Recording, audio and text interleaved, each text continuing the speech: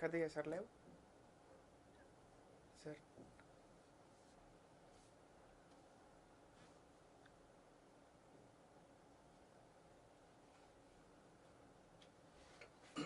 I think I should wait for 1 or 2 minutes, let other people join it as well. Okay sir So let's be on the screen. Let me just wait for just a minute or so. Let other people join because some people are having difficulty in joining. Just take a confirmation from Sunil once again, and so that we can start.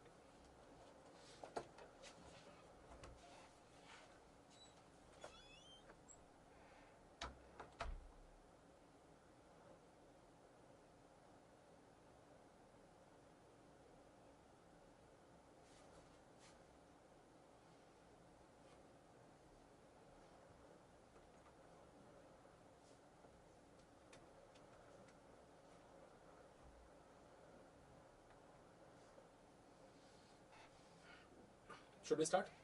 yes, Hi, good evening everyone, and a very warm welcome to DBMCIE Gurukul, and you are all very warmly welcome here to the new journey that you've just started. I guess many of you still not haven't started it yet, have not stepped into the medical college, but yeah, you are probably awaiting for the class to begin with. Well, just to formally introduce myself, Dr. Ashwini Kumar, and I'm a faculty of human anatomy. I've been teaching wonderful people like you for a long time now, and this is not just my profession, this is my passion also, and I'm extremely glad to be catering the first year students, the people who are just starting with the human anatomy, because this gives me immense pleasure. Okay, these are the people who are gonna stay with me for the entire year, and I will get a chance to make up this subject as easy as I could. The subject which is usually feared by people, they run away from human anatomy. It's a huge subject. You all have come through the competitive exam, so you know that the burden of the physics and chemistry and biology, and imagine once you enter the medical college and you come across the subject called as human anatomy, which alone is equal to all the three subjects that you've done, and probably more than that. Well, it's just a new beginning. It's like learning a new language, and when you want to learn a new language, obviously you should know about the alphabets of that particular language. Then only you can form the sentences. What I've seen in this a career of mine, that the people, even the people who are in second year or final year, even after like once they've completed their MBBS or even their post graduation degree, they still find this subject as scary as this picture is. And the reason is, the first year is like too early to be exposed to the subject like human anatomy, but we can't help it because we have to start with the human body, and then we can think about anything else. So though it is a very basic for every medical student to know about the details of human anatomy, but yeah, fortunately or unfortunately, the system is like this, that you get 1 year, and in that 1 year, apart from physiology and biochemistry, which themselves are extremely important, every subject is important, of course, but people usually think that we don't get enough time for the subject like anatomy. Here, this motive of this lecture here is, one, to tell you that how we're going to approach the subject, number one, which we will see. Second main thing is also to make you understand that how we want to make you or keep you ahead in your college curriculum. Most of the time, the same kind of curriculum is followed in all the medical colleges in India. They generally start with the general anatomy. We have like some 4, 5, 6 lectures on the general anatomy. Then they start with the upper limb thorax. So most of it, there could be 1 or 2 variation, but yeah, this is the usual scenario we have. They start with this part and followed by the same topics, most of the colleges here. Our plan is that even before you start that topic in your college, we want you to be very well versed with it, so that when you sit in the lecture hall or when you go to the dissection lab in your college, you have it altogether a different understanding, and you find yourself at a different level only. When your colleagues, your peers will be looking at some structure of human body in the dissected human body, they might be thinking about, okay, what is this? This might be this. Somebody's telling the name. The demonstrator might be explaining you. But if you have already the understanding of everything in that portion, then you will really feel the king of the table, and you can kind of feel like I'm leading the way into that particular topic. And this confidence is very much needed, because this journey, which before getting into the MBBS, people used to say just get into MBBS and the life will settle and everything will be done and dusted by then. No, the point is journey actually now begins. So this is not the end of the hard work. This is the beginning of the hard work from here on. Well, I'll not take much time of yours and we directly go on to the topic. This lecture, I've decided that we'll talk about in this lecture about the human skeleton. Well, what better topic we can take, because we have to discuss human anatomy, and the more core structure, the entire framework is about human skeleton. Second reason I chose this topic in the general anatomy, and rather than choosing just to tell you about the terms of anatomy which we can do, is that this is something which you have done a bit in your +1 and +2 also. You all must have read the topic movement and locomotion, right? And in that you've read about all the 206 bones, which bone is present where, yeah, you know that, right? And what I've seen, that people in +1, +2, they find a bit difficult, because those names, those terminology, we try to remember the names of those bones, but we haven't seen those bones. So we will make today's lecture quite a visual treat, so that if I say a bone called as ethmoid bone, so you should be able to see where the ethmoid bone is. So the day you enter in your DH, in your demonstration hall, when you go in there, when you look at the human skeleton, you should be able to point out the bone, and you can tell, okay, at least I know that what bone is that in your initial phase here. Before we get started, I want to put across few things here, guys. Number one, because this subject, in fact any other subject from here on, will need a lot of new terminology, and that will create a complete new language for you. Like now we'll not be saying forward and backward, we'll be saying like anterior and posterior. We will not be saying outside and inside, we are saying lateral and medial. We'll be using the word dorsal and ventral, proximal and distal, caudal and cranial. So all these terminology which you may not be very well aware of right now, few of the terms you may have read in your biology also, but not all of them. So we'll be gradually incorporating these terms so that you can go from that point on. If I try to teach all the terminology on one day, on the first day, well, I can do that, but the point is you will not be able to retain them, and more importantly, you will not be able to apply them. So I want to discuss this topic of human skeletal system and its how we classify it, so that we will keep talking about some terms of human anatomy on that human skeleton, because this topic seems to be a connection between the biology that you've read, especially I would say the human physiology part, and what the anatomy part in there. Right, so without a further ado, let's get started, and I would definitely love to have your feedback after the class is over in the Telegram group we are all in. I do have a Facebook group of my own. There are like almost 80,000 people across the world which are there in that. I want you to be the part of it. I'll share the detail of that. I do have my YouTube channel again, which is having more than 70,000 people catered all around the world. So I want you to join those Facebook group and YouTube channel, so that you can be motivated when you see what kind of things you are going to read in future. And there's a lot of stuff in there. You might not be needing it as of now, but yeah, eventually you will. Chalo, let's get started.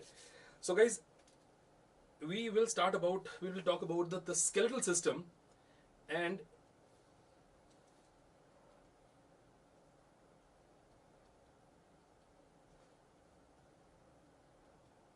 I would want all of my students to develop one habit from the first day of writing it down.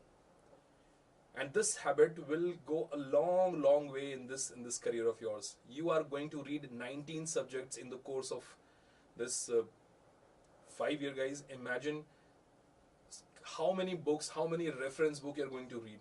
I mean, if you pile up all those books at one place, you will find that it will be like a one tall story only. Therefore, you should be having a habit of writing it down. The people who have a habit of making their notes, writing it down, they find their life a lot easier in the later part.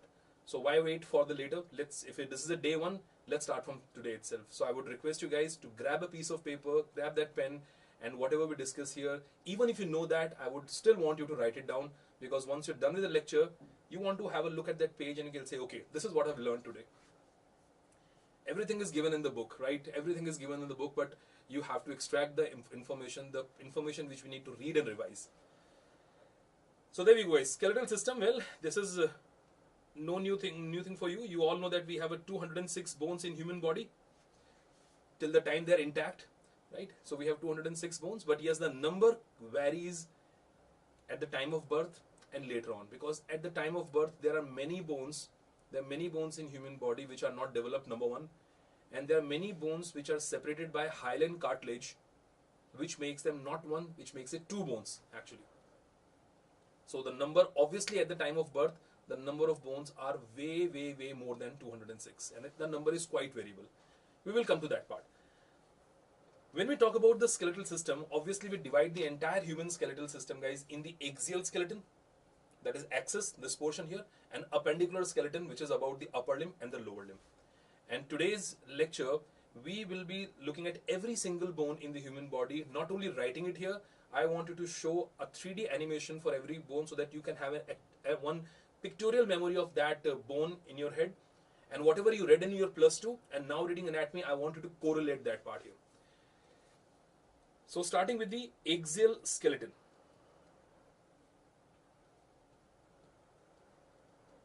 Axial skeleton. Well, you know the word axial came from the axis. So this midline skeleton is the axial skeleton. Now what is there in axial skeleton, guys? Axial skeleton includes skull.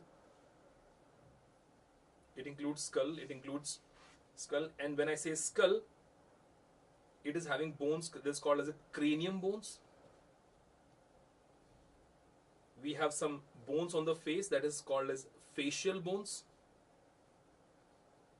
Then we have one very special bone in the neck region called as hyoid, and we got bones in the ear called as ear ossicles. Ear ossicles. It's a good topic to start with, because most of the people can connect here, because they know we read something like this in our UG time also, for the preparation of the UG time. So guys, cranium. When I say the word cranium here, the cranium also called as a calvaria, cranium or calvaria. This is the cranium part here, of course, the one which is protecting the brain, and this cranium is having 8 bones in it, which we want to see. There are 14 bones present on the face. There is a one very special bone called as a hyoid bone. I'll tell you why it is special. And of course, we have 6 ear ossicles, 3 on each side. Malleus and incus, you know that, 3 ear ossicles. Let us start with the cranium bones. Even if you know the names of these cranium bones, I want you today to have a pictorial memory of these bones in there. So there we go. Let me take you to this skull, guys. So here is the Mr. Skull in front of you, and let's find out what are those cranial bones we have. So before we write down those names, I want you to understand those nomenclature.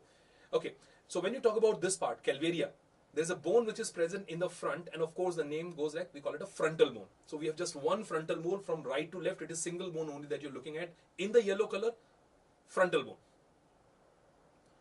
You turn the skull and you go on the back side. Look at this. When you turn the skull and go on the back side, can you see the purple color bone here? So that is a bone which is present here on the nape region. That is the occipital bone. You can call it occipital or occipital, O-double-C. So that's an occipital bone. Occipital bone is behind and the frontal bone is in front. So this is one bone here and there's one bone there. Now you go on to the top here. Now if I turn the skull like this and you're seeing it from the top. Look at this, guys. You're seeing it from the top. You're seeing it from above. So these bones that you see, the one which are shown in the orange color here, these are the parietal bone. The word parietal in Hindi will remind you of the pari. Pari is an angel, and angel do have that angel ring on them. So we have the parietal bone here, right at the top here. So the 2 bones over there are parietal. The yellow one is what? That is frontal. The purple one here is what? That is occipital. And then you're looking at the 2 bones as of now in here. That is the parietal bone. Okay. Let me take it to the side, and then you appreciate a green colored bone. Now you're looking at the side. Now what is this green colored bone over there? Guys, this bone is called as a temporal bone. Temporal. When you go to the temple, or when you see a temple, how you do it? You do like this. You just go to the temple and you do like this. So basically you're touching in this region, which will remind you that the bone which is present in here is called as a temporal bone. The temporal bone, the one special feature that you should know for now is the temporal bone is the one which is having the opening for the ear. External ear opening is present in this green colored bone, and that is the temporal bone.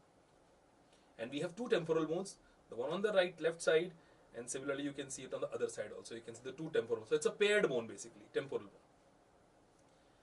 After temporal bone, look at that. Look at the blue colored bone. Let me enlarge this for you.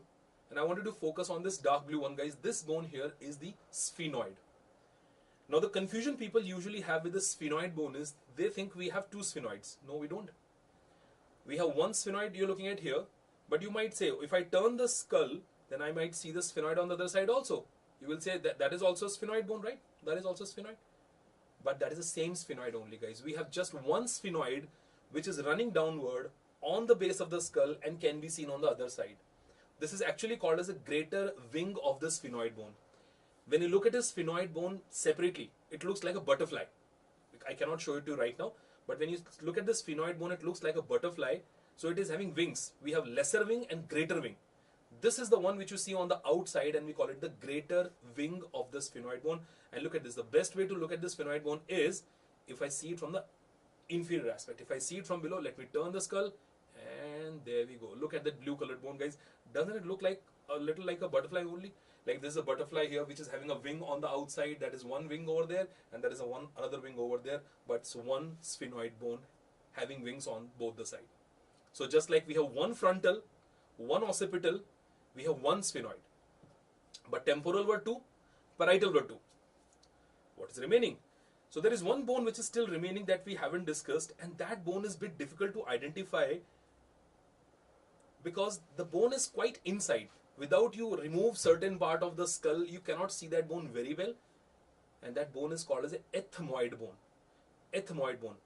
If I have to show you the ethmoid bone in the skull here, there are only two ways to look into it. Number one, either you see in the nose, nasal cavity, or you see in the orbit. Now let me take you inside the nose, guys. If you go inside the nose here, look at that. Can you see the cream colored bone over there? This one here. That over there, this creamish colored bone here, this is the ethmoid bone. You can have a part going on this side and this side also, but yeah, the bone is what? That is an ethmoid bone. That bone is ethmoid bone. You can also appreciate ethmoid bone from this side. Look at that. When you see the orbit, just don't pay attention to any other thing. Look at the cream colored bone over there. This one here is the ethmoid bone. You can see it from the orbit side here. So you have some contribution of ethmoid in the ear, in the eyes, in the orbit I should say, and some contribution of the ethmoid in the nasal cavity. And again, ethmoid bone is one. Although you see it in this orbit also, you will see it in that other orbit also. That again is ethmoid, but that's the same ethmoid bone having projection on both the sides. It is projecting to both the side here. So guys, out of all the bones we discussed, what are the single bone we have? We got what single bone? We have a frontal bone. Just have a quick look at that once again. Here we have a frontal bone. We turn it to the back side. You can see what bone is that? That is an occipital bone. We turn the skull and we see it from the top part here. That is the parietal bone. These are the two parietal bone. You go to the temple, you put your hand on the ear on the side. That is a temporal bone. To the temple is temporal bone, which is having this opening also called as external auditory canal. You don't have to go into that detail for now. External auditory canal. External is outside. Auditory means hearing. Canal is canal. You know what is canal. So that's the opening of the external of the ear. We call it external auditory canal. Then you have another very important bone here. Look at that blue one. That is what? Sphenoid. Greater wing of sphenoid. And you have a sphenoid. Rest of the sphenoid bone is present below. We go to the other side and the sphenoid bone can be seen on the other side as well. So we have a single sphenoid bone. And just to give an additional touch here, can you see this point where all the four bones are meeting? This H-shaped suture, you know the suture. The skull bones are connected to each other by the joint called as sutural joints. They are sutures. So this H-shaped suture where we have what four bones? I'm pointing at and I want you guys to say this to yourself. What bone is that? This one is parietal. What is the yellow one? The frontal. What is the green one? Temporal. And what is the blue one? That is sphenoid, the greater wing of sphenoid. So all the four bones are meeting at this point, and this is a relatively weak part of the skull. That's a relatively weak part of the skull. So let's say if you fall on the side, if you don't wear a helmet and if you have a road side accident, if you fall on the side of the head, so there are chances that this part will get fractured. And the problem with the fracture of this part is that exactly inside this part, we have a very important blood vessel. I should not tell you the name of that blood vessel for now. There is a very important blood vessel present inside which will rupture, and that will lead to the hemorrhage. Extradural hemorrhage. Outside the dura mater, but inside the cranial cavity, there will be a hemorrhage. It's not an intracerebral hemorrhage. It is not a hemorrhage of a brain. It is a hemorrhage outside the meninges of the brain. That is because if you have a fracture or injury at this point here, that is, this point here is called as a pterion. You don't have to remember it for now. We will be discussing everything in detail. Just an extra point so that you can remember that what four bones are meeting here. What four bones? Frontal, temporal, parietal, and sphenoid. Which part of sphenoid? Greater wing of sphenoid. And guys, the one bone we said which you can see from the nasal cavity and orbit, that is the ethmoid bone. Look at that cream colored bone inside. That is the ethmoid bone, which looks like this M-shaped bone that you're looking at here. That is a ethmoid bone. And you can also appreciate the ethmoid bone from inside the orbit there. That bone over there, which is on the inner aspect, is called as ethmoid. Let me introduce first general anatomy term to you. And if I say orbit, this wall is what wall? Now, in general English, you will say, guys, this wall is an inner wall, this wall is an outer wall, but not in anatomy. You will not say inner outer. You will say medial and lateral. Anything which is close to midline, we call it medial, L, medial, and anything outside is called as a lateral. And these terms are comparable terms. When you compare two things, then you say one is medial, one is lateral. It does not mean the thing which is medial is always medial to everything. No, no, no. It's a comparison. Like if you look at my left hand finger and right hand finger, my right hand right now is away from the midline. So we call it, this is lateral, this is medial. But if I place this one here, now this is medial and that is lateral. So these words are always comparable terms. But bones are fixed. This bone, ye to yahin pe rahegi. So this bone is going to stay here only. This bone is going to stay here only. So I can always say that the ethmoid bone in the orbit is medial or lateral. It is medial. It is medial. So anything close to midline is called as medial. That's first word I've introduced you. And I will be using this word today again and again. And I want you to think about it every time I say medial. M for medial, M for close to midline. Lateral is away. M for medial, close to midline. Lateral is away. Okay, I want you to first write down these things because it's always good to keep writing stuff. So guys, what we said, cranium, which is having 8 bones. Cranium having 8 bones. What are the bones? We got frontal bone. I'm writing B for the bone here, frontal bone. Then we got the occipital bone. Occipital or occipital, whatever you call it. We got sphenoid bone. And we got ethmoid bone. Now, can you tell me what is the common thing between all these? I mean, all these bones are paired or unpaired? They are unpaired. Single. So we have only one frontal, we got one occipital, we got one sphenoid, and we got one ethmoid. So what were the two paired bones? The two paired bones were the temporal bone, that is paired, so we have 2 of them, and similarly parietal. Do the totaling, it's 8 only. So we have 8 bone in the cranium, the calvaria, cranium or calvaria, which is basically protecting the brain. First step we crossed. Let's go to the second step, guys. The first step was knowing about the cranial bone. Now coming to the facial bones. Now they are even more interesting, the facial bones. How many facial bone? 14 facial bones. Once again, let's do one thing this time. Let's write down the names of the bone first, and then we're going to find out where those bones are located. So guys, when you go to the facial bone, there are 14 facial bones. So that means there must be many paired bone all there.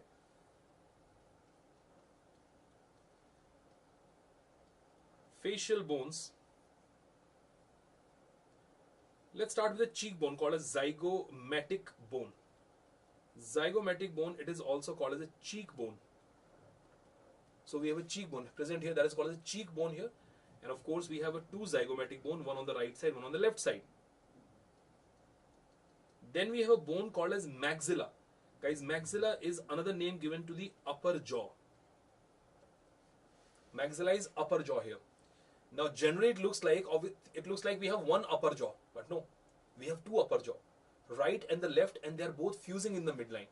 So when you think of maxilla bone, it is not a single bone, there are 2 bones actually, it is fused in the midline. So how many maxilla? It's a paired bone, we got 2 maxilla. If you keep on going with the maxilla, if I put my hand inside my mouth and if I just place my finger on the palate, I keep going backwards. So behind maxilla, now remember this word, behind maxilla, there is a bone called as a palatine bone. That means when you touch your palate from the anterior side, from the front here, you're like, this is not palatine bone, this is maxilla only. When you put your thumb inside your mouth and above, then you're touching maxilla only. You have to go backwards. You have to go backwards, and then there is a separate bone present at the back side, which is called as palatine bone. Again, 2 in number. Let me write and I'll show you all these bones in there. After palatine bone, then we have bone present in relation to the orbit called as lacrimal bone. Now you all know what is lacrimal gland, guys. Tear gland is a lacrimal gland. So obviously lacrimal bone should be there somewhere inside the orbit only. But the difference is lacrimal gland is on the outer aspect here, laterally. Again, this is one, laterally. Lacrimal gland is above and laterally. But lacrimal bone is inside. It is close to the nose on the back side here. So we have again 2 lacrimal bone, which I'll show it to you. After that, we have a bone that is called as a nasal bone. There are 2 nasal bones. If you look at the skeleton of the nose, your nose is movable here. I can move my nose like this. If I touch it from this part, so I can move it here. The nose is movable from this part, from the front part or anterior part, because we have elastic cartilage here. But if you hold the base of the nose, the upper part, the root of the nose here, you cannot move it because that is a bony part. So the entire nose is not made up of bone. We have a cartilage which is in front, and then in the upper part here we have a bone. So bony part is here close to the root. We have a nasal bone on the right side here. We have a nasal bone on the left side, on which I am putting my chashma on. That is the nasal bone. So we have 2 nasal bone. Then there is a special bone which I will show you to you, and many people forget the name of this bone, which is called as inferior nasal concha. I'll show it to you guys. Inferior nasal concha, where it is, we'll come to that. Just write the name. Inferior nasal concha. Again, it is in the nasal says it is in somewhere in the nose. And then we have 2 bones which are single. Like there is a bone called as vomer, 1, and there is a bone called as mandible, which is again 1. Mandible is, you know what is mandible? Lower jaw. Upper jaw were 2. We have right upper jaw, left upper jaw. They fuse with each other or having a joint in between like this. So it looks like a 1 single jaw in the upper part. Looks like, but we have 2 bones. But in the lower jaw, we actually have 1 bone only. So this is 1 single bone that we have, that is mandible. We'll see what vomer is. Just to come to the calculation here, you can see if you do the totaling here, it comes to the 14 bones. 2 zygomatic, 2 maxilla, palate, lacrimal, nasal, inferior nasal concha, vomer and mandible. Chalo, now it's time. You keep your pen down and see what are these bones here. Now some bones, if I point out, you can identify it by yourself, guys. When I say the zygomatic bone, zygomatic is a cheekbone. You can clearly see this is a cheekbone here. Look at this fluorescent blue color bone which is shown here. That is the cheekbone here. You can see it on this side, on the other side also. So we have 2 zygomatic bone. Then we said we got 2 maxilla. Now look at this. This whole thing looks like a maxilla, right? This is the upper jaw here. But if I bring it close to you, can you see a line in between? Oh yes, you can see that. Look at that suture which is present in between, joining the 2. So we have a right maxilla, we got a left maxilla, and they together look like a single bone only. But yeah, we have 2 maxilla there. Nasal bone in the upper part. Cartilage is removed here, so I cannot see the rest of the nose. I can only see some part of the nose above, shown in the orange color here. This is the nasal bone. The right nasal and the left nasal, again, they're fused in the midline or joined in the midline by the suture. So we have again 2 nasal bones, the 2 small bones. If I go inside the orbit, that is orbit, guys. If I go inside the orbit, if I turn this orbit, you will see a very small bone present here, and that is lacrimal bone. Now I wanted to find out that bone there. There you go. Look at that. Can you see that purple color bone over there? I'll take you more close to that. There we go.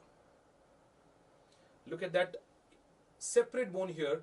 This bone here, this purple color bone, guys, this is called as a lacrimal bone. I repeat what I said in the beginning, that when you say lacrimal gland, tear gland is present here on this side, above, close to the roof, on the outer aspect. That is where the lacrimal gland is. But lacrimal bone is present here. Lacrimal bone is present on what side? Medial side. What is medial? close to the midline.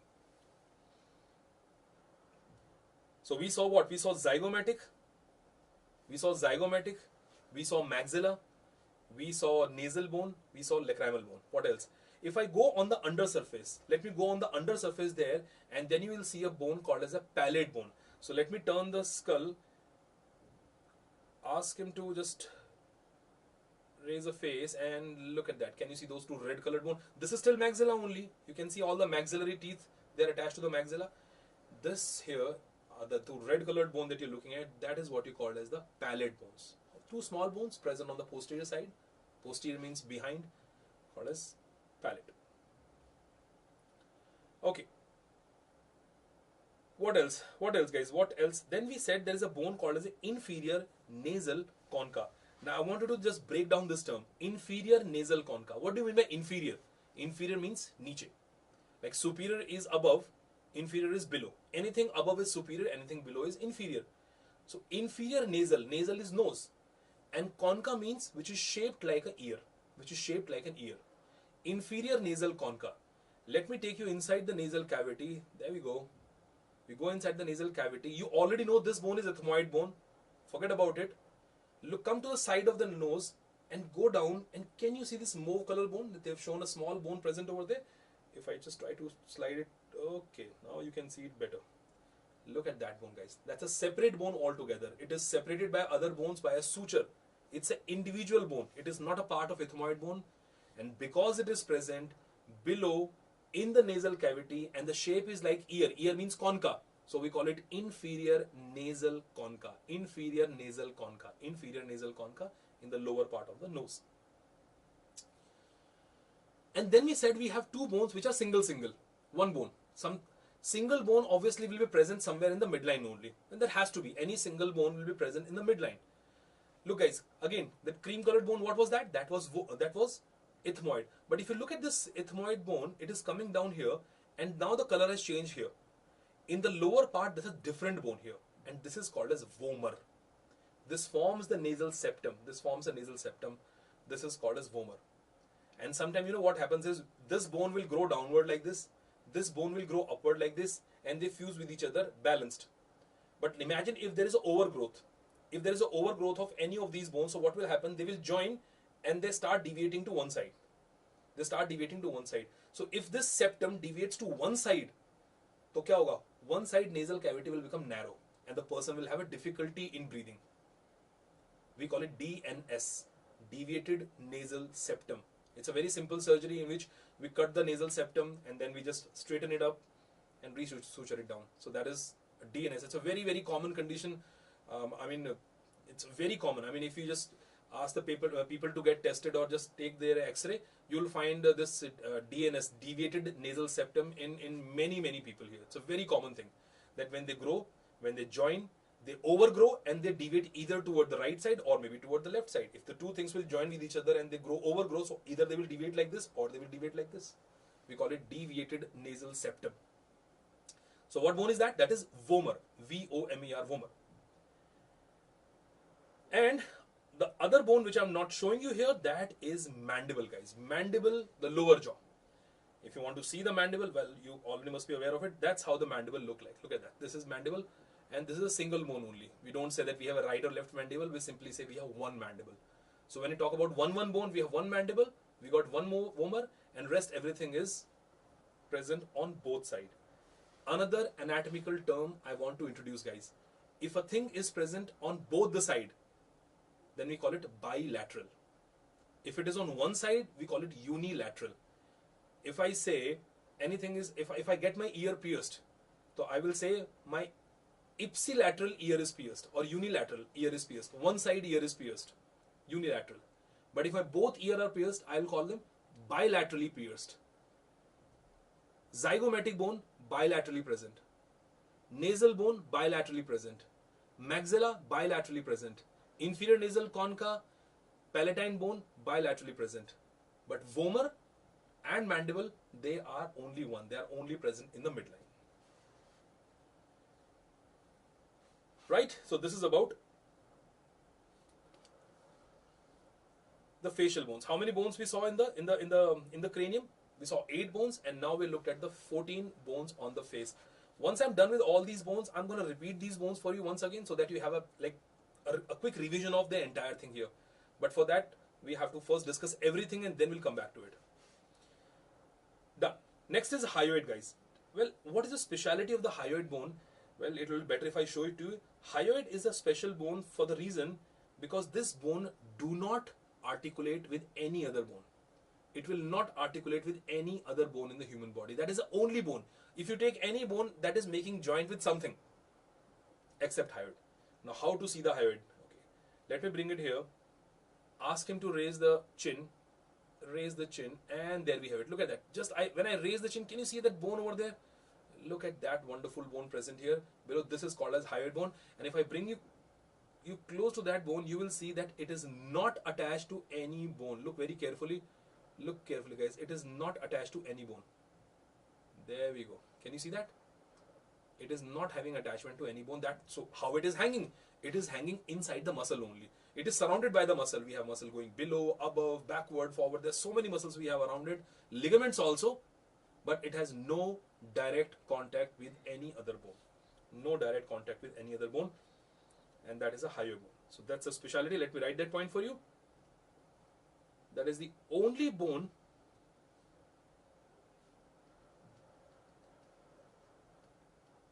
which does not articulate with any other bone. Does not articulate with any other bone. And then we have 3 ear ossicles. Well, I hope people have read about the ear ossicles again in your +1 and +2 when you talk about the hearing mechanism. We have 3 ear bones in the middle ear. We call it malleus, incus, and stapes or stapes. Ear can be divided in 3 parts: external ear, middle ear, internal ear. And I hope you know that internal ear is for the hearing and balancing, the cochlea and the semicircular canal. And the middle ear is the one which is mainly for the transferring. It is basically transferring the vibrations of the eardrum to the oval window inside. So guys, the ear ossicles.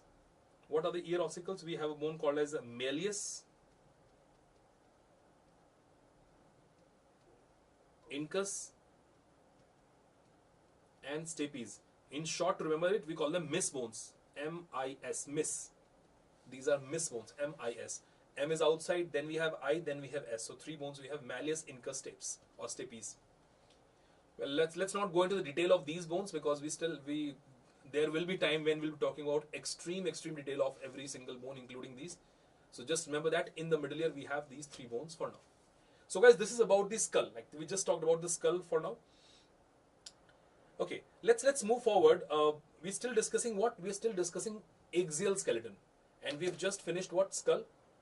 A quick recap: we said 8 bones in the cranium or calvaria, 14 bones on the face. We got 1 hyoid bone, and 6 bone in the ear. Okay. Moving further, now come to the vertebral column. The entire vertebral column will also come into the axial skeleton only. Let's talk about that. Axial skeleton.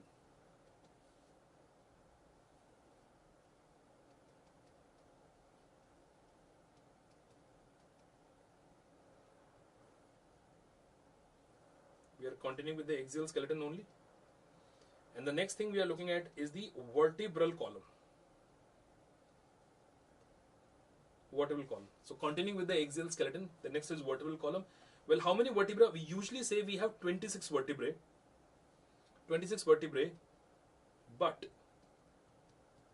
in newborn, the number of vertebrae are 33. We do have 26 vertebrae. You all have 26 vertebrae.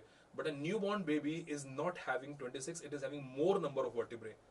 That means if the number is reduced from the original number, that means some vertebrae may have fused with each other. Let's find out. So when you say 26 vertebrae, guys, we have vertebrae present in the neck. So we obviously call them what? Cervical vertebrae. We got cervical vertebrae. And how many cervical vertebrae? There's 7 cervical vertebrae.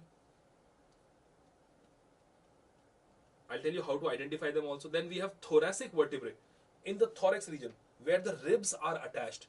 That's how you identify these vertebrae. You will see something special in these bones which is providing the attachment to the ribs. So the bone, the vertebrae to which the ribs are attached, that is the thoracic vertebrae. How many ribs we have? We have 12 pair of ribs.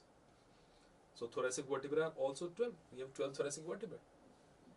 Then comes lower back. Lower back is lumbar. Lower back, that is lumbar vertebrae, and lumbar vertebrae are 5. And then we have sacral, sacrum and coccyx.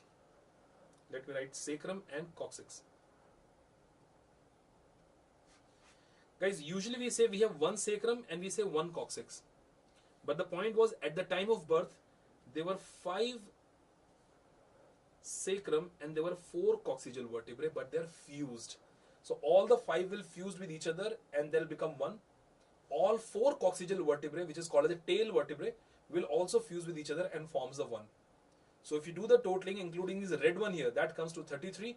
But when they're fused, the total comes to 26. So at the time of birth, in the newborn, 33 vertebrae. But later on, these lower vertebrae, they fuse with each other, because coccygeal vertebrae is for the tail. We do not have tail.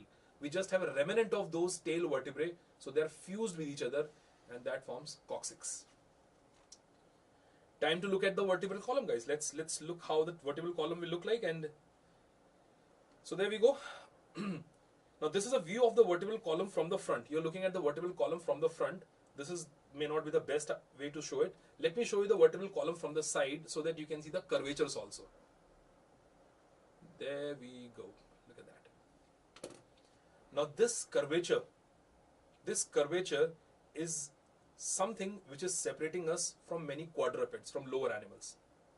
When the baby is born, the position of baby is like this. We all know that the baby is like bent forward like this. So the curvature of the vertebrae is single curve only. The entire vertebra is curved like this. Just one single curvature is there. But what happens, guys? The first thing baby does is he starts holding his head. When the baby starts holding his head like this, then cervical vertebrae curvature from this becomes this. It becomes convex from concave. Thoracic vertebra here, same. When the baby starts holding its trunk, then the lumbar vertebrae will also gain this curvature here. So the one single curvature with which the baby is born, that is called as a primary curvature. Primary curvature, because this is the one it is born with. But once the baby start holding its own head and start holding the trunk also, then the secondary curvature will also develop, which is this one. In which vertebrae? Cervical vertebrae. And which one? Lumbar vertebrae. So if somebody asks you that secondary curvature develops in which vertebrae, you will say secondary curvature develops in the cervical and lumbar. Whereas thoracic vertebrae and sacral and coccyx will still have the primary curvature only. Will still have the primary curvature. Let me write that information for you. So guys, cervical vertebrae are the one and lumbar vertebrae are the one. So these are the vertebrae which will gain which curvature? Secondary curvature. Which will gain the secondary curvature. And which is very much necessary to hold the neck and to hold the trunk. So that is called as. So rest of the vertebrae will still have primary curvature only. Everything was having primary initially, but cervical and lumbar vertebrae, they gained the secondary curvature, and that's how we started holding the head and the trunk. Taking you back here, we said 7 cervical vertebrae. Guys, look at this. If you look at these closely, there are 7 cervical vertebrae, and in the first look, how will you differentiate the cervical vertebrae from thoracic vertebrae? Thoracic vertebrae will be having one round spot on which ribs will attach. Look at that. Can you see these round spots here? 1, 2, 3, all these very clear round spots can be seen on them. What are these? How exactly give attachment to the vertebrae? We will discuss that later. But that means this here is the point from where the thoracic vertebrae are starting. So this is 7th, 6th, 5th, 4th, 3rd, 2nd and 1st. These are the 7 cervical vertebrae. And I hope you know that first cervical vertebrae, this one is called as atlas, the first one. And the second cervical vertebrae is called as axis. Atlas, if you must have seen in certain Bollywood movies, only when their movies start, then they show a man which is holding a globe like this. Something like this. They hold a globe like this. That man is called as an atlas. So that's why the name given to this is atlas only. It is like holding a globe. What is a globe here? My skull is a globe. So the first vertebrae is holding the entire skull on it. So we call it atlas. Second vertebrae, this one is called as axis. Second vertebra is called as axis. Why do we call it axis? Because it is having an axis like this coming out of it, which is allowing the atlas vertebrae to move around it. This is atlas, this is axis, and the axis goes inside the atlas like this, so that the atlas vertebrae can move around it. For what movement? For this movement. When I turn my head from side to side like this, guys, I am able to do this because thankfully my second vertebrae is axis, and which is the one allowing it to happen. Right? So that is what vertebrae? That was cervical vertebrae. Now, coming to thoracic vertebrae, we have how many? We have 12 thoracic vertebrae, and as I said, in the first look, the easy way to identify them is first look at the curvature, and second thing, look at these rounded spots here. 1, 2, 3, 4, 5. You keep on going downward, and by the time you reach the last one here, by the time you reach the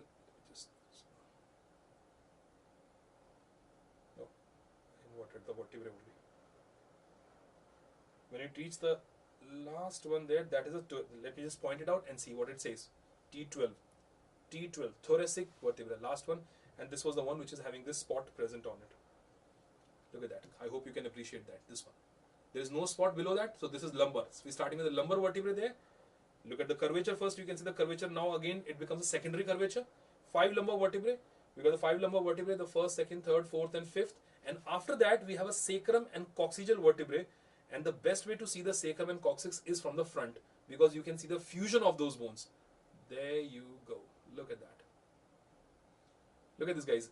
This whole thing looks like one single bone. Yes, it is a one bone, but if you look carefully, can you see 5 bones in it? 1 here, 2, 3, 4, and 5 here. So these 4 sacrum, they unite to form a single.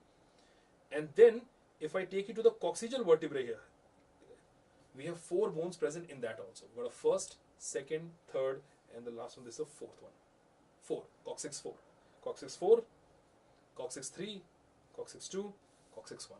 Again, they are all fused and forming a single bone.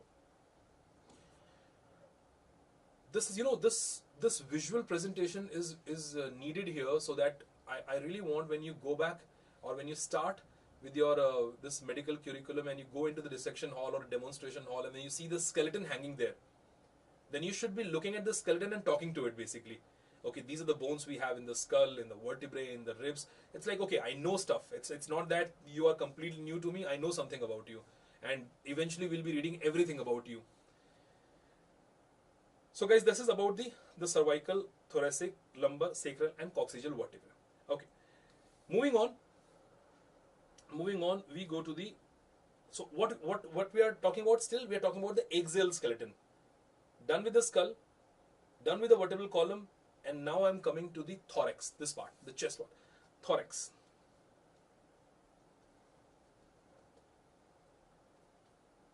So guys, in the thorax, we got ribs, of course. How many? 24 ribs, that is 12 pairs, 12 on both the side, 12, 12. And then we have sternum, 1 sternum. Although there are 3 parts of sternum called as manubrium, body, and xiphoid process. Again, something to be discussed in extreme detail later on. I mean, when I say extreme detail, guys, you will eventually talk about every single bone in the human body, knowing about its size, side, how it is developing, what is a muscle attached to it, what is the action of that muscle, what nerve is related to it, what is the blood supply, if it fractures, what will happen, how will it heal, what are the possible site of injuries, and what not. So, in a way, you will be by the end of one particular region, you'll be doing a PhD on the the portion, the osteology part of that region. Yeah, ribs, guys. In the ribs, before I show you the ribs, you should know that first to 7 rib, 1 to 7 ribs, they attach directly to sternum. You will see that. I will show it to you. They attach directly to sternum. Then rib number 8, 9 and 10, 8 to 10, 3 ribs, 8, 9 and 10, what they will do, they will attach to 7th rib only, or I should say 7th costal cartilage. 7th rib, or more precisely 7th costal cartilage, and 11th and 12th rib, which I hope you must be knowing, these are not attached to anything in front, and that's why we call them what? We call them floating ribs. They're not attached to anything in front, and we call them floating ribs. 1 to 7 directly to the sternum. 8 to 10 they're attached to the 7th only, so they don't go to the sternum. And 11th and 12th, the last two ribs are the floating ribs. They're hanging. Let's see how it look like. So we'll take you to the. Here we go.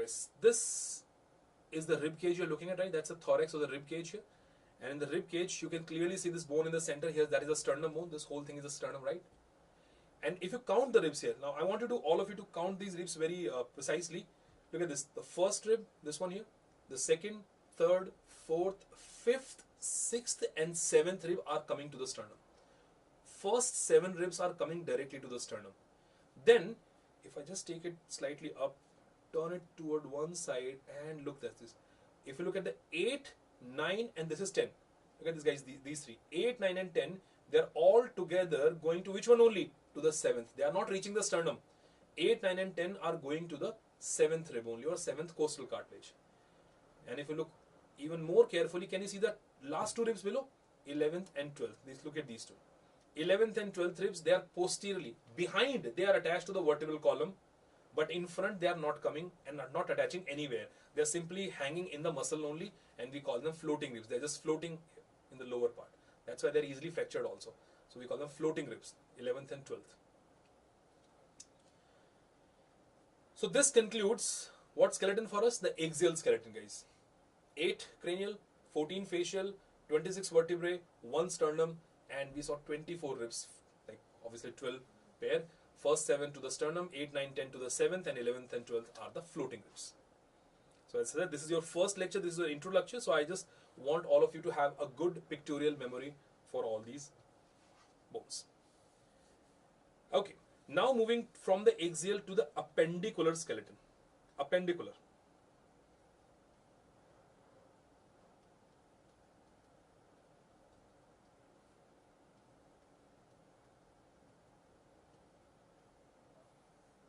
Guys, when you say appendicular skeleton, first of all, appendicular skeleton is having a pectoral girdle, that is a shoulder girdle basically, pectoral or shoulder girdle, and then bones of upper limb. Then we have pelvic girdle and bones of lower limb.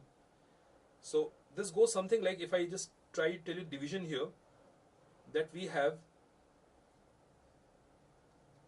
pectoral girdle,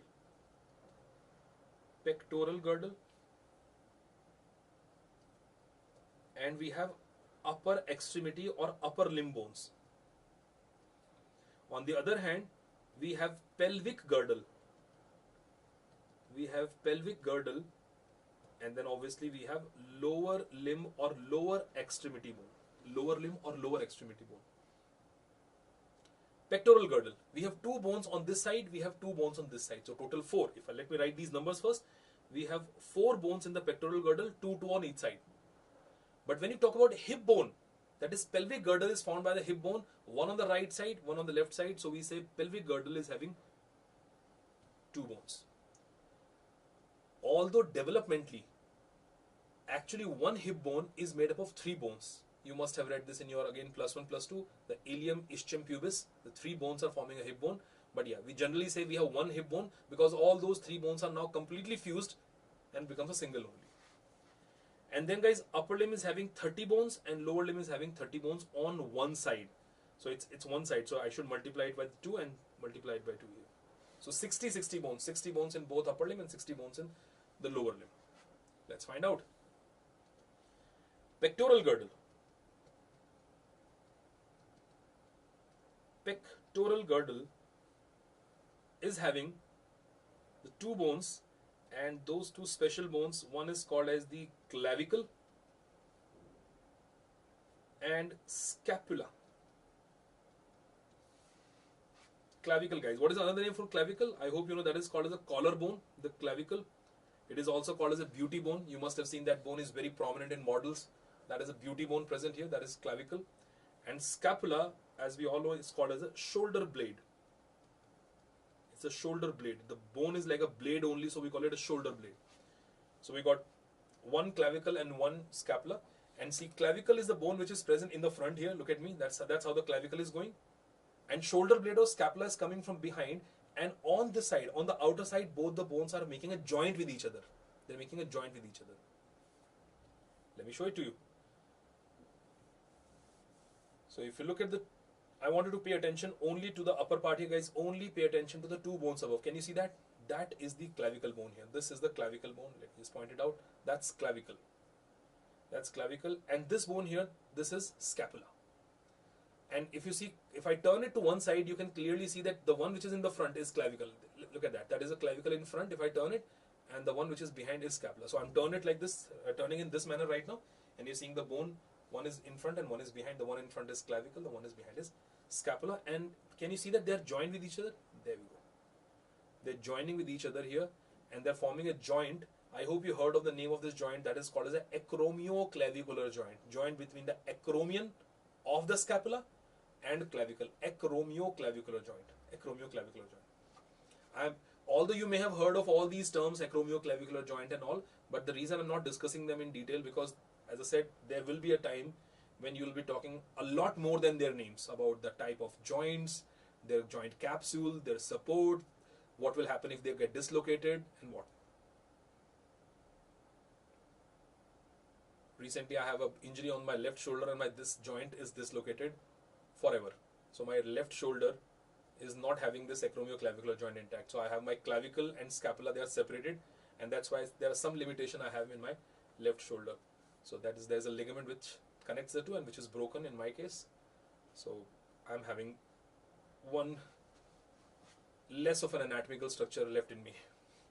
Okay, so guys, this is about the two bones which are forming what? They are forming the pectoral girdle. Now coming to the upper limb, 30 bones, upper limb.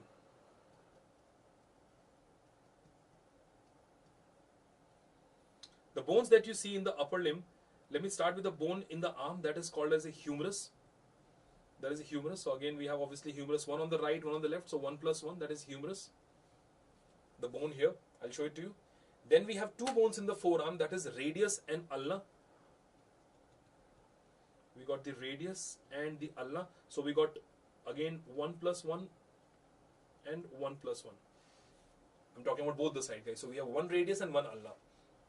I want you to apply the term which we discussed. Which one is outer, which one is inner? Now you might say, I will turn my hand like this, so it will change. If I turn my hand like this, it will change. No, no, no. You have to consider in anatomical position. What is anatomical position? When you stand straight, you look in the front, and you face your palm downward and straight like this. If you're not able to see in the camera, my palms are facing forward, guys, like this. If you stand like this, this is the anatomical position. So you have to consider the bone in that position only. Later on, after the rotation, it might change, but the original position has to be considered in the anatomical aspect only. So right now, if I keep it like this, the bone which is on the outer side here, that is radius, inner side ulna. So this is lateral and this is medial. It is away from the midline and it is close to the midline of the body. So lateral and medial. So radius and ulna. So radius bone is present laterally or lateral, and ulna is present medially. I'm passively trying to infuse these medical terminology or anatomical terminology inside. Humerus, radius, ulna. Now come to the wrist, guys. In the wrist we have 8 bones. We call them carpal bones. Carpals. How many? 8 on each side. So we have 8 plus 8, I'm writing. There are 8 carpal bones. Some carpal bones are above, some carpal bones are below. So again, we are not going into the names of those carpal bones. The scaphoid, lunate, triquetral, pisiform, trapezoid, trapezium, capitate, hamate. So all those bones. There are many mnemonics also to remember that. Interesting mnemonic which you would love when we'll start with the systemic anatomy. So just for now, remember there are 8 bones in the carpal and they are very well organized. 4 are below and 4 are above. I mean, when I say, again, you have to see in the anatomical position. 4 are above and 4 are below. After that, we have bones. These are called as metacarpals. How many? 5. What are metacarpals? After this wrist bone, we have 1, 2, 3, 4, 5. 5 bones corresponding to 5 fingers, but inside the palm. They're inside the palm only. They're not outside. Those bones are present inside the palm only. We call them metacarpals. And after metacarpals, then we have these bones which are called as what? Phalanges. Phalanges. How many phalanges? 14 phalanges And you must be knowing there is a formula called as a phalangeal formula.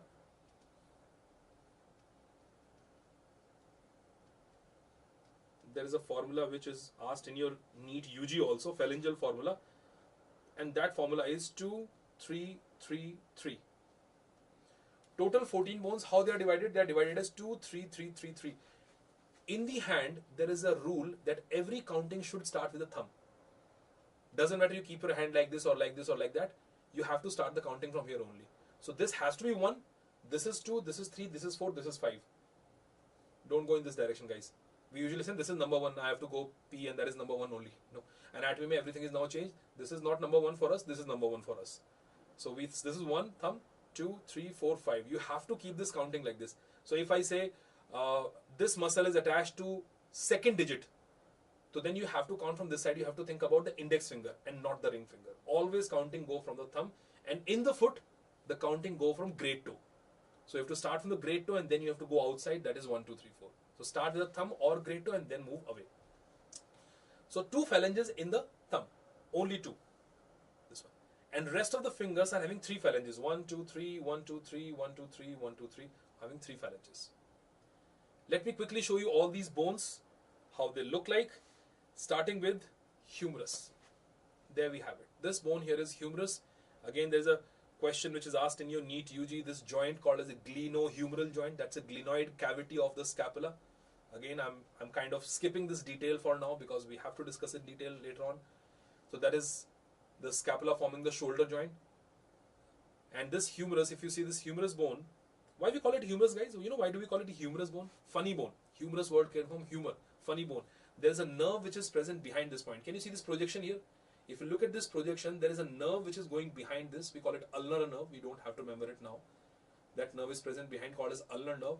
You must have seen sometime you just bang your elbow in the wall or somewhere and then you have very funny feeling. You don't know whether to laugh or whether to cry. That funny feeling that we have is because of the nerve which is present behind this bony projection is impinged. And that's why this bone is called as a funny bone. The nerve is present behind the bone, which gives you this funny sensation when your elbow is like hit somewhere. So we call it a funny bone or humerus. Humerus word came from humor. These names, they have some meaning. I mean, everything is having a meaning. Like we call it clavicle. Clavicle means key. It's like a long key that you use to open the door. That is key. Scapula is a blade, shoulder blade. Humerus, funny, humeral, humerus bone. You come to the forearm, then you have bone on the lateral side. What is that? Radius. And this is ulna. What is radius, guys? Radial. If you look at the head, look carefully. If you look at the head of this bone, it is circular. It is a radial head, circular head. That's why the bone is called as a radius. Ulna. Why we call it ulna? You will understand why we call it ulna as soon as I turn it. Look at that. Now, can you see a hook? Look at this hook, guys. This hook here is the one which is holding it to the humerus, making an elbow joint. And this hook, the technical term for the hook is ulna. Ulna means hook. So this is a hook-shaped bone in the upper part. We call it ulna. And the bone that you have on the lateral side, on the outer side, having a circular head, we call it radius. From there, you go into the hand. Now look at these. All these are carpal bones. We said how many carpal bones are there? If I try to show that to you, we have 8 carpal bones. Names of those bones are not necessary as of now. We have this 1, 2, 3, and look at the circular bone which is present on it, 4. And then starting from here, 5, 6, 7, and 8. So 8 bones, 4 in the proximal row, or that is a row above, 4 in the distal row. There's another term which I'm adding here, guys, proximal and distal.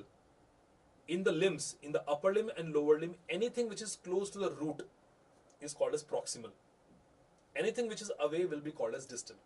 You already heard of these terms like PCT and DCT in physiology also. Human physiology, guys.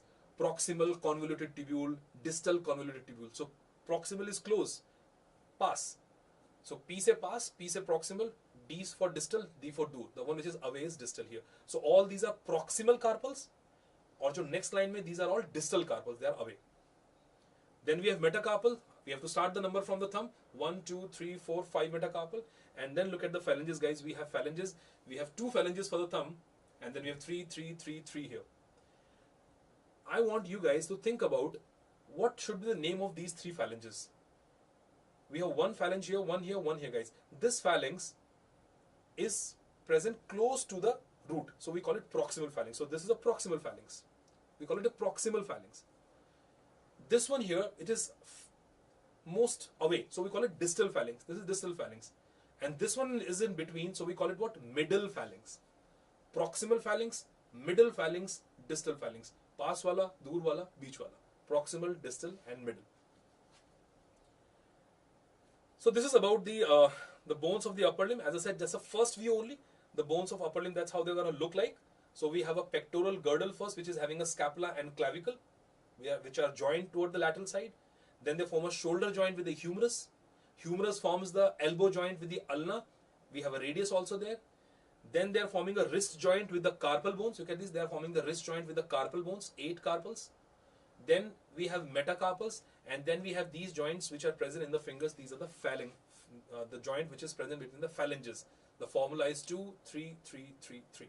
2 in the thumb and 3, 3, 3 in other phalanges, other fingers. And very lastly, we go to the lower limb part. First we said, guys, pelvic girdle. Pelvic girdle, we have hip bone present in it. But I'm going to show this to you that hip bone, although we have one hip bone, but hip bone is actually a combination of 3 bones. When they fuse together, then they become a single hip bone. But the 3 component of the hip bone is ilium, there is pubis, and there is ischium. Ilium, ischium, pubis. Ilium, ischium, pubis. We will see that. So that is about hip bone. Then we come into the thigh.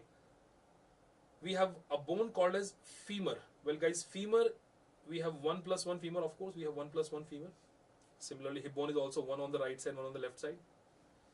Femur bone is the longest and the strongest bone of the human body. Longest and the strongest bone of the human body, that is femur. After femur, then we have a bone called as patella. You must be knowing that, guys. Patella also called as what? Kneecap. Patella or kneecap, again 1 plus 1. We have 1 on the right, 1 on the left side. This patella bone is present on the femur. It is present on the lower part of the femur only. And many people have this confusion, guys. Patella is not forming the knee joint. No, it's not. It is not forming a knee joint. It is present on the knee. It is present in front of the knee, but it is not forming a knee joint. Then we have 2 bones present in the leg. One is called as a tibia and one is fibula. Tibia and fibula. Again, 1 plus 1, 1 plus 1, we have tibia and fibula. So we have a tibia and fibula. Again, the question is, which one is medial? Tibia is medial. The one which is inside is tibia, and fibula is present outside, that is lateral. Fibula is lateral. After that, like in the hand, we have carpals. Here we have tarsals. But the change is, guys, in the hand we said we have 8 carpals, but we have 1 less tarsal in the foot. So we have 7 tarsal on the right and 7 tarsal on the left side. So these are tarsal bones. After tarsals, we got metatarsals. Just like hand, we have 5 metacarpals. In the foot, we have 5 metatarsals. And finally, phalanges. Same formula exactly, 14 phalanges. And phalangeal formula here also will be what? 2, 3, 3, 3. 2 are present in the great toe, and then 3, 3, 3, 3 phalanges are present in rest of the digits when you go to the 2nd, 3rd, 4th, and the 5th. Let's look into these bones. Let's see how exactly these bones they look like. And then in the last 5 minutes, I'll have a very quick recap of everything that we discussed today. So guys, going back, and this time I'm taking you to the lower limb. There we have it. So first, let me kind of remove this one bone, and I wanted to pay attention to this single bone here. That is a hip bone, guys. I've removed every bone here except the hip bone here. This looks like one single bone, but developmentally there were 3 bones here. This portion above, the flange-like portion here, this is called as ilium. This portion here is called as pubis, the one which is in front. When you touch your pubic area, you feel a bone over there. So that is a pubis. And this bone which is present behind, more toward the posterior side, and the bone you are sitting on right now, you're sitting, the bone that is actually resting on the chair, that is this one. This is called as ischium. Ilium, pubis, ischium. They together forms this bone that is called as a hip bone. That is called as a hip bone. And you can see there are some foramen, some cavity there inside. We'll discuss that later on. You should know there is a foramen present inside. There is a fossa present inside, a depression present inside called as acetabulum, which is forming the hip joint. This is the portion where the hip joint will be formed. Let me take you back again and let's bring that bone. There we go. Then we said we have what? Femur. Sorry. So below the hip bone, you can see that's a hip joint over there. Now after hip joint, this huge bone over there, the longest and the strongest bone of the human body, that is what? That is the femur. And if you keep on tracing the femur downward, if you come in the lower part, can you see this bone over there? And this is goes what is called as patella here. Look at that. That is a patella bone. Even if I remove the patella, our knee joint is still present over there. So knee joint is not contributed by the patella. That's patella. You go further downward, look at the two bones here. One is very thick, one is very thin. This is called as a tibia. Usually we simply call it a shin bone also. If you put your hand in the front of the leg, you can feel a very sharp border. That's the border you are feeling, guys. This is called as a shin bone. This is called a shin bone here. So this is a tibia, which is on what side? Medial side, inner side. That is on the outer side. This very, very thin bone, that is the fibula bone. The tibia and the fibula. And finally, we come to the foot. And if I just enlarge this part here, all these bones here are the tarsal bones. There are 7 tarsal bones. I don't have to pinpoint every tarsal here, but they are not as nicely arranged like the carpal bones. We have 4 in the proximal, 4 in the distal row. Like we have this bone is called as a calcaneum. There is a bone cuboid, and so on. There are like total 7 tarsal bones are there. The bones that you can easily identify right now at this point of time is metatarsal. Look at this one, the great toe. That's a great toe here. So this is first, second, third, fourth, and fifth. This time we are going from here to here, because counting has to start from the great toe or thumb. And then we have same phalangeal formula, that is 2, 3, 3, 3. Look at these 2 here, only proximal and distal. Here 3, proximal, middle, distal, proximal, middle, distal, so on and so on. We have the 14 phalanges. So guys, this concluded the skeletal system for us. I mean, the division of the skeletal system. As I said, this is our first lecture only, so we just have to look into the bones, that how they look like. You have this feeling of when you go and look at the skull, few of you might be having the skull from your seniors or something. So when you look at those bones, try to identify those bones, that what bone you're looking at. You may not be able to identify in the upper limb bones that which one is of the right side or the left side, but at least for now, if you pick up a bone, you should know that this bone belongs to which part of the human body. So we'll have a very quick recap, and after that, our academic director, Dr. Rajat Jain, will be joining you, and he will be guiding you throughout this curriculum. And he is one person you should listen to, whatever he guides you in. He's been guiding people like you, and not only like you, the graduates and postgraduates, and the one which are doing even super specialization throughout the world. So make sure that once you're done with this lecture, do stay there and listen to what he has to say. So I'll just take like last 5 minutes, and we get on with this.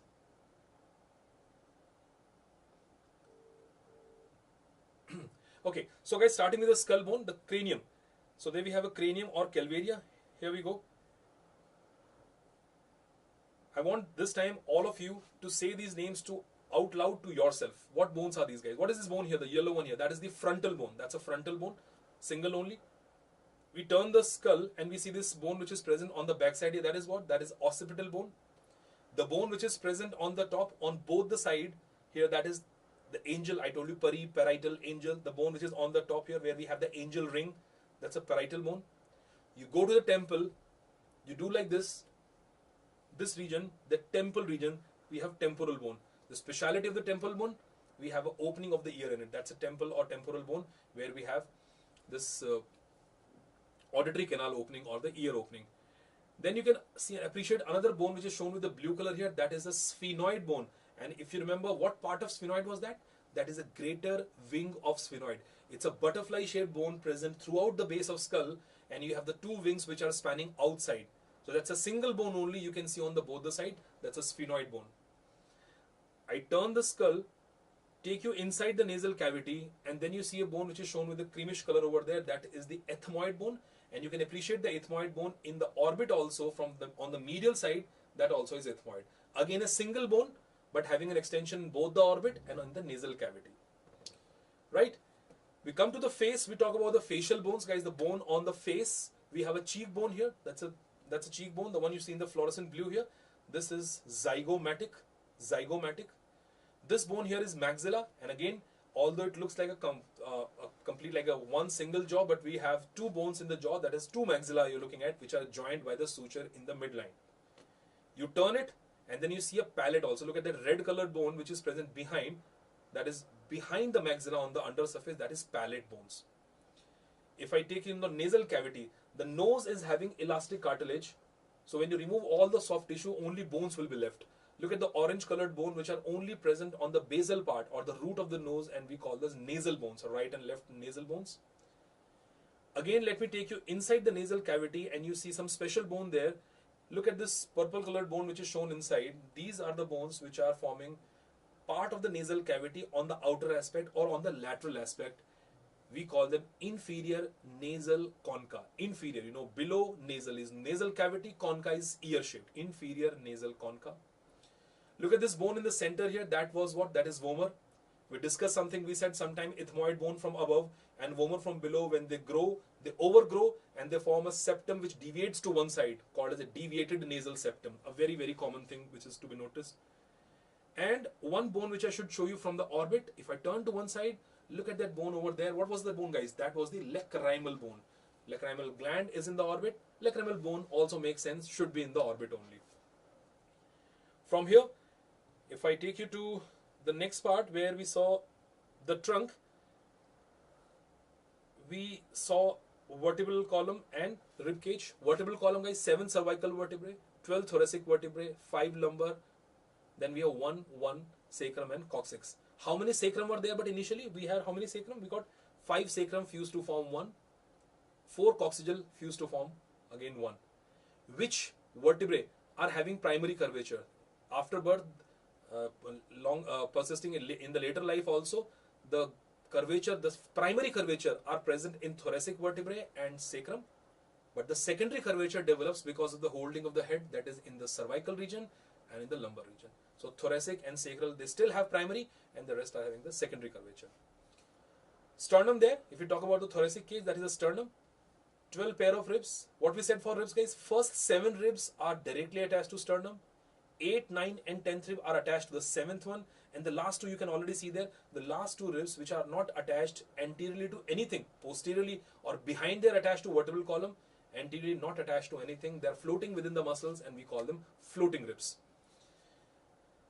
Thereafter we went to the limbs part, and when we saw the upper limb, we first have the pectoral girdle, which is having 2 bones in the pectoral girdle. What 2 bones? The one in the front, that is clavicle, a very special bone because this bone is not having a medullary cavity. We'll discuss that later. And guys, this is the first bone to develop also. This is the first bone to ossify. When the bone starts forming in the human body, the very first bone to start ossifying is this one, clavicle. That is shoulder blade or scapula. They both join toward the lateral side or outer side. And they also makes a shoulder joint with the humerus. That funny bone over there is humerus. Then we got 2 bones below. The one on the lateral side is having a rounded head. That is why it is called as a radius, because of the radial head. The bone on the medial side is having a hook-like projection above. The hook is called as ulna. So the bone is called as ulna.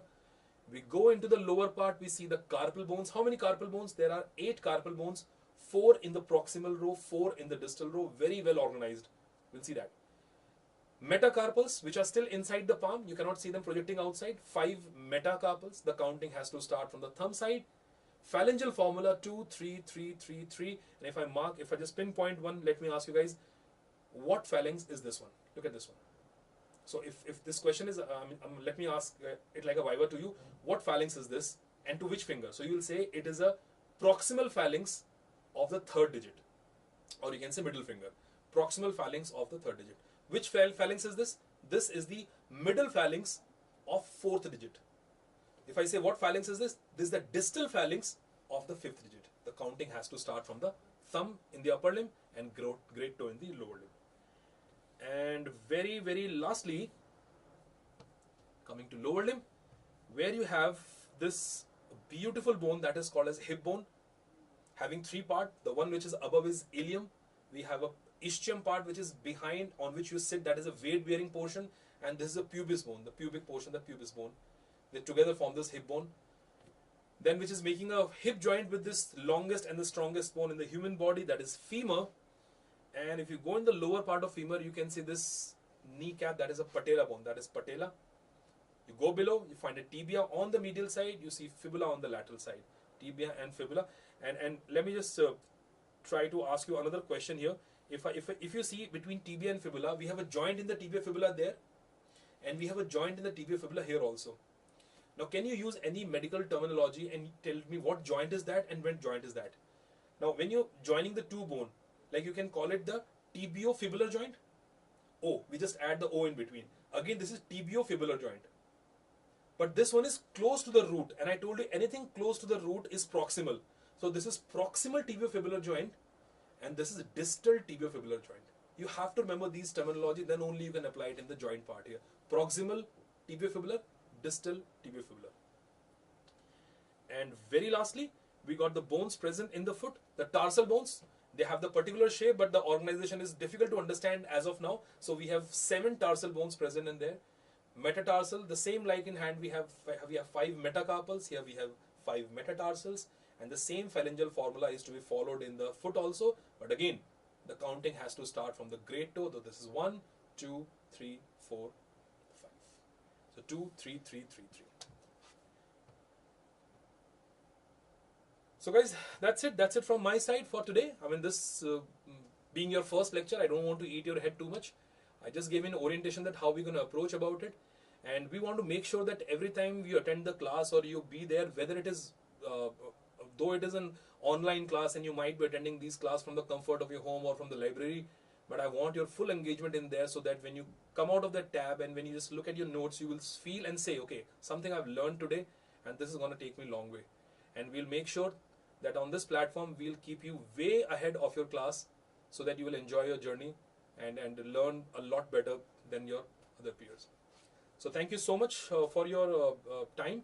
I definitely would love to have your feedbacks in the Telegram group. But as I said, do attend Dr. Rajat's session now, and he will be the one who will guide you for all this. Right? Thank you so much. Thank you. Yeah, मैंने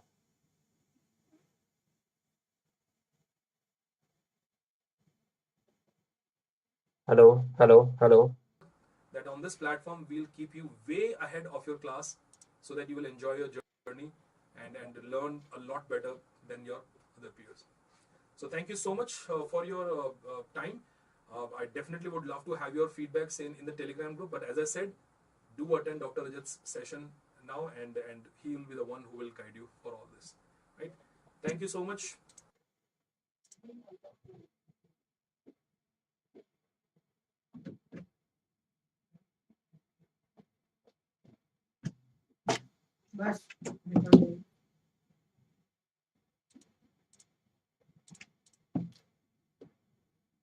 Yeah, hi everyone. So I hope my voice is audible to everyone. Just give me a second. Yeah. So you all have just attended one of my favorite faculty lecture, Dr. Ashwani Kumar. Anatomy is you people will be entering into the medical college, and you do not have much idea about the medical subjects. But I can tell you that amongst the all 19 subjects that we have in MBBS, one of the most important, one of the most interesting, but one of the most fearful subject is anatomy. Uh, I wish that when I was doing MBBS, I would have teacher like Dr. Ashwani, who have made the subject so understandable, so simplified that you will not just excel in the anatomy, you will be able to use this anatomy at every part of your MBBS. So hats off to Dr. Ashwani that the way that he simplifies the subject. I welcome you all on behalf of Dr. Bhatia Medical Institute in one of the most reputed profession, not just in the country but in the entire world, where you will get a chance to write DR in front of your name. A lot of you might not be able to grasp it at this point of time, but I am telling you that it's a great feeling to have this word in front of your name. We know that the best brain picks up the medical field, though there are a lot of negativities that keeps on coming related to the medical profession. But being into this profession now for more than 2 decades, I feel that that's the best profession in terms of the reputation that we get, in terms of the financial security that we get. I mean in terms of everything.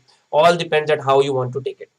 uh, but as we all know that just being an MBBS doctor is not the a big charm nowadays. The moment you say somebody that you are a doctor, the first thing or a first question that you get from them is which specialty. So we all have to specialize. Okay, I know that it is too early to say on to this particular part, but yes, we have to do a super specialization and a specialization. The point that I want to raise through this is that what happens is that during the first year of MBBS, we are on cloud nine because we have achieved such a great rank, such a great score in the undergraduate medical entrance examination, competing amongst more than 15 lakh students and getting into this branch. So we some and lot of institutes are taking your interviews and after your life, so you are on cloud nine. But suddenly after some time you realize that the battle is not yet over and there is a lot of hard work that you have to do. But in that process usually 1 year passes, and then you come into the second year, and then you realize that your first year is very weak. When we take classes for the interns of medical colleges like AIMS, like Maulana Azad, majority of time the feedback that I get from the students is that they are very good with the final year subject, but they are very weak in the first year MBBS. Uh, that's a very common statement that I get even from the toppers who are topping the PG entrance exam. Why? Because we do not get the right kind of guidance in the first year MBBS. A lot of time people ask us, sir अभी तो MBBS में enter किए हैं और अभी से आप कह रहे हो कि फिर पीजी एंट्रेंस एग्जाम के लिए पढ़ना शुरू करो. Already there was so much of stress that we had during when we were appearing for the MBBS or a pre medical entrance exam. तो प्लीज छोड़ दो अभी हमें. So what I believe is that I have a very simple aim. Being the director of the institute, I have a very simple aim. I am not here to teach you about a PG entrance exam. I believe that that's a side job that will automatically be happen. My dream, my vision is that your medical knowledge is not limited to your medical college. Now that is my dream with which I am working upon. I am trying to create the virtual medical college in a way so that irrespective of the medical college that you belong, irrespective of the city or the state that you belong, you get a quality medical education for which you need not to go here and there. At a single place, you are able to get everything that is needed.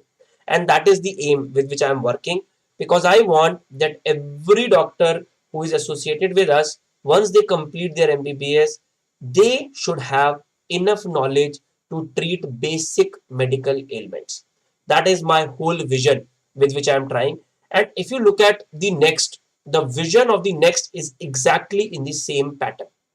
That is the same pattern. So I think that my vision is aligned with the vision of the next paper. So that means my aim is not to teach you for a postgraduate entrance exam. My aim is to make you a quality doctor who has understood the subject. As you have seen in the demo lecture taken by the Dr. Ashwani, it was not related to mugging up the content. It was more about understanding the scenarios, more about understanding the anatomy of the human body. So similar to that, we will be having all your sessions, all your classes. It's a fundamental batch that we are starting specifically for this particular, starting from this year, because we know that as the time is passing, we are moving from the in the PG entrance examination also moving to the next pattern now, which is gonna be a pre-internship exam. So I think all of you are aware that you have 4.5 years of MBBS and then 1 year of internship, and usually the PG entrance exam used to happen after the internship. but this next exam will be before the internship. So that means your seniors were have started preparing or have started becoming serious for the MBBS in the second year. Now your exam has come 1 year ahead, so you have to start slightly early.